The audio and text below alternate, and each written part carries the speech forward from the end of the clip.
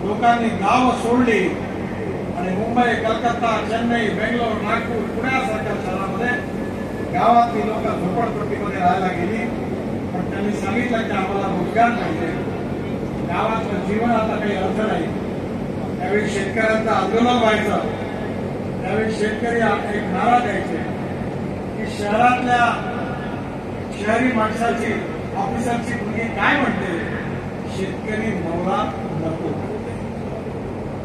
शेतीला महत्व दिलं नाही, सिंचनाला महत्व दिलं नाही, शेतमालावर प्रक्रिया करणाऱ्या उद्योगांना महत्व दिलं नाही. आणि जर देशामध्ये उद्योग, व्यवसाय आणि व्यापार वाढवायचा असेल तर water, power, transport and communication या 4 गोष्टी ज्या जिल्ह्यात असतात, ज्या राज्यात असतात, ज्या देशात असतात, तिथे उद्योग आणि व्यापार वाढतो. आणि जिथे उद्योग आणि व्यापार वाढतो तिथे रोजगार निर्माण होतो. आणि जिथे रोजगार निर्माण होतो तिथे गरिबी दूर होते. आणि आज आम्हाला अशा अर्थव्यवस्थेची गरज आहे की आमच्या देशातल्या गाव, गरीब, मजदूर, शेतकऱ्यांचं कल्याण झालं. आमच्या देशातल्या तरुण मुलाच्या हाताला काम मिळालं.